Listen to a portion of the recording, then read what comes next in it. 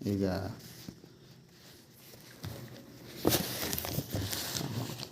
ಇನ್ನು ಬರಬೇಕು ಸ್ವಲ್ಪ. ನೋಡಿ ಬರ್ತಾ ನೋಡಿ.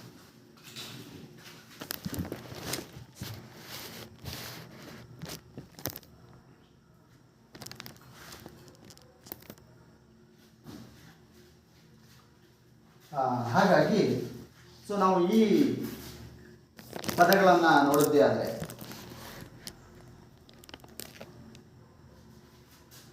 ಗ್ರಾಮ ಪಂಚಾಯಿತಿಯ ಉದ್ದೇಶದ ವಿಚಾರ ಬಂದಾಗ ಈ ಅಂಶಗಳು ಅತ್ಯಂತ ಮುಖ್ಯ ಆಗ್ತವೆ. ಇದಿಷ್ಟರೊಳಗೆ ನಿಮಗೆ 4-5 ಕ್ವಶನ್ಸ್ ಕೇಳ್ಬೋದು. ಅಂದರೆ ಈ ರೀತಿ ನೇರವಾದಂಥ ಪ್ರಶ್ನೆಗಳಿರೋದಿಲ್ಲ. ಹೀಗೆ ಅದರಲ್ಲಿ ಸ್ವಲ್ಪ ತಳಮಟ್ಟಕ್ಕೆ ಇಳಿದು ಪ್ರಶ್ನೆಗಳನ್ನು ಕೇಳ್ತಾರೆ. ಸಂಪನ್ಮೂಲಗಳ ಬಗ್ಗೆ, ಅಭಿವೃದ್ಧಿಯ ಬಗ್ಗೆ, ಮತ್ತು ಅವರ ಸಂಶೋಧನೆಗಳ ಬಗ್ಗೆ. ಈ ಸಬಲೀಕರಣ ಅನ್ನೋ ಪದವನ್ನು ಪಂಚಾಯಿತಿ ಒಳಗೆ ಬಳಸ್ತಾರೆ. ಸಬಲೀಕರಣ ಏನು? ಸಬಲೀಕರಣ ಅಂದರೆ ಈ ಸಬಲೀಕರಣದ ಅರ್ಥ ಏನು? ಈ ಪಂಚಾಯಿತಿ ಒಳಗಡೆ ಯಾಕೆ ತಂದಿದ್ದಾರೆ ಈ ಸಬಲೀಕರಣ ಅನ್ನೋ ಪದವನ್ನು? ಹಾಗಾದರೆ ಒಬ್ಬ ಅಧಿಕಾರಿಯಾಗಿ ಪಂಚಾಯಿತಿಯನ್ನು ಸಬಲೀಕರಣ ಮಾಡೋದು ಹೇಗೆ? ಪಂಚಾಯಿತಿ ಒಳಗಿರ್ತಕ್ಕಂಥ ಕಾರ್ಯಕ್ರಮಗಳನ್ನು ಸಬಲೀಕರಣ ಮಾಡೋದು ಹೇಗೆ? ಅಥವಾ ಪಂಚಾಯಿತಿ ವ್ಯಾಪ್ತಿಯಲ್ಲಿ ಬರ್ತಕ್ಕಂಥ ಬೇರೆ ಬೇರೆ ಕ್ಷೇತ್ರಗಳು ಅದನ್ನು ಸಬಲೀಕರಣ ಮಾಡೋದು ಹೇಗೆ ಅಂತಕ್ಕಂಥದ್ದು ಭಾಳಷ್ಟು ತಿಳ್ಕೊಳ್ಳೋದಿದೆ. ಹಾಗಾಗಿ ಇಲ್ಲಿ ನಾವು ಗ್ರಾಮ ಪಂಚಾಯಿತಿಯ ದೇಹೋದ್ದೇಶಗಳು ಅಂತ ಏನಿದೆ, what are the importance, what are the aims and objectives of ಗ್ರಾಮ ಪಂಚಾಯಿತಿ ಅನ್ನೋ ವಿಚಾರ ಬಂದಾಗ ನೋಡಿ, ಗ್ರಾಮ ಪಂಚಾಯಿತಿಯ ಮೊದಲನೇ ಅತ್ಯಂತ ಪ್ರಮುಖವಾದಂತಹ ಒಂದು ದೇಹೋದ್ದೇಶ ಏನಪ್ಪ ಅಂದರೆ, ರಾಷ್ಟ್ರದಲ್ಲಿ ಸಾಮಾಜಿಕ ಮತ್ತು ಆರ್ಥಿಕ ಅಭಿವೃದ್ಧಿಯ ವಿಷಯವನ್ನ ಅದು ರೂಢಿಸ್ಕೋಬೇಕು.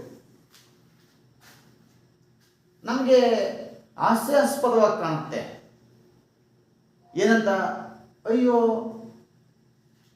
ನಮ್ಮ ದೇಶದ ಇಷ್ಟೊಂದು ಉದ್ದಗಲದಲ್ಲಿ ಒಂದು ಸಣ್ಣ ಪಂಚಾಯಿತಿ ರಾಷ್ಟ್ರದ ಅಭಿವೃದ್ಧಿಯನ್ನು ಹೇಗೆ ಸಾಧ್ಯ? ಅಥವಾ ಸಾಮಾಜಿಕ ಮಟ್ಟದಲ್ಲಿ ಈ ದೇಶದ ಸಂವಿಧಾನದ ಸಾಮಾಜಿಕ ನ್ಯಾಯವನ್ನು, ಸಾಮಾಜಿಕ ನೀತಿ ನಿಯಮಗಳನ್ನು ತರೋದಕ್ಕೆ ಹೇಗೆ ಸಾಧ್ಯ? ಅಂತಹ ಬೃಹತ್ ಪ್ರಮಾಣದ ದೇಹೋದ್ದೇಶವನ್ನು ಈಡೇರಿಸೋದಕ್ಕೆ ಹೇಗೆ ಸಾಧ್ಯ ಅನ್ನೋ ಪ್ರಶ್ನೆ ಬರುತ್ತೆ.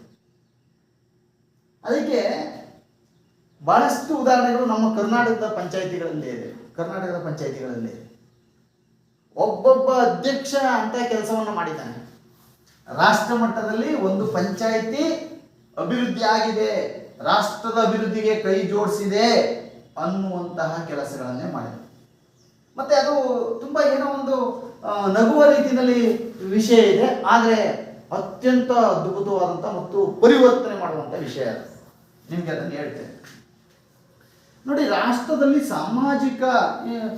ಸಾಮಾಜಿಕವಾಗಿ ಅಭಿವೃದ್ಧಿಯನ್ನು ಹೊಂದಿಸಬೇಕು. ಆ ಅಭಿವೃದ್ಧಿ ರಾಷ್ಟ್ರ ಮಟ್ಟದಲ್ಲಿ ಬದಲಾವಣೆ ಆಗ್ತದೆ. ನಮ್ಮ ರಾಷ್ಟ್ರದ ಅಭಿವೃದ್ಧಿಗೆ ಮತ್ತು ನಮ್ಮ ರಾಷ್ಟ್ರದ ಉನ್ನತಿಗೆ ಅದು ಕಾರಣ ಆಗಬೇಕು. ಆ ನಿಟ್ಟಿನಲ್ಲಿ ಈ ಸಾಮಾಜಿಕ ವಿಚಾರಗಳಂತ ಏನು? ಹಾಗಾದ್ರೆ ಇಡೀ ಗ್ರಾಮದಲ್ಲಿ ಅಸ್ಪೃಶ್ಯತೆಯನ್ನ ತೆಗೆದುಹಾಕೋದು, ಅನ್ಟಚಬಿಲಿಟಿ ನೋಡಿ, ಇದು ನಮಗೆ ಒಂದು ದೊಡ್ಡ ಪಿಡುಗು. ಇದಕ್ಕೆ ಬಹಳಷ್ಟು ಕಾನೂನುಗಳನ್ನು ನಾವು ತಂದಿದ್ದೇವೆ. ಆದರೂ ಇವತ್ತು ಹಳ್ಳಿಗಳ ಮಟ್ಟದಲ್ಲಿ ಏನಾಗ್ತಿದೆ ಅಂದರೆ ತಾಂಡವಾಡ್ತಾ ಇದೆ. ಅನ್ಟಚಬಿಲಿಟಿ, ಅಸ್ಪೃಶ್ಯತೆ ನೋಡಿ, ಇದು ಸಾಮಾಜಿಕ ಪಿಡುಗು. ಹಾಗಾಗಿ ನಾವೇನು ಮಾಡ್ತೀವಿ ಅಂದರೆ ಆ ಅನ್ಟಚಬಿಲಿಟಿ, ಆ ಅಸ್ಪೃಶ್ಯತೆಯನ್ನು ಹೋಗಲಾಡಿಸಲು ಪಂಚಾಯಿತಿ ಮಟ್ಟದಲ್ಲಿ ಸಮಾನತೆಯನ್ನು ಒದಗಿಸೋದು, ಬಂದಂಥ ಯೋಜನೆಗಳನ್ನು ಸಮಾನವಾಗಿ ಹಂಚೋದು. ಯಾರು ಈ ಸಾಮಾನ್ಯ ಜೀವನವನ್ನು ನಡೆಸಲು ಸಾಧ್ಯವಿಲ್ಲವೋ ಅವ್ರನ್ನ ನಾವು ದಲಿತರು ಅಂತ ಕರಿತೇವೆ. ಮತ್ತೆ ಇದ್ರ ಬಗ್ಗೆ ಮಾತಾಡ್ತಾ ಹೋದ್ರೆ ಬೇರೆ ಬೇರೆ ಅರ್ಥ ಬರುತ್ತೆ. ದಲಿತರು ಮತ್ತೆ ಬಲಿತರು ಅಂತ ಅಲ್ಲಿ ಜಾತಿ ವಿಚಾರ ಬಂದ್ಬಿಡುತ್ತೆ. ನಾನು ಹಾಗೆ ಮಾತಾಡ್ತಾ ಇಲ್ಲ. ಒಬ್ಬ ವ್ಯಕ್ತಿ ಸಾಮಾನ್ಯ ಜೀವನವನ್ನ ನಡೆಸಲು ಸಾಧ್ಯವಿಲ್ಲವೋ ಅಂಥ ವ್ಯಕ್ತಿಯನ್ನ ನಾವು ಸಮಾಜದಲ್ಲಿ ದುರ್ಬಲ, ದಲಿತ ಅಂತ ಕರಿತೀವಿ. ಯಾರೇ ಹೇಗೆ ಸರ್?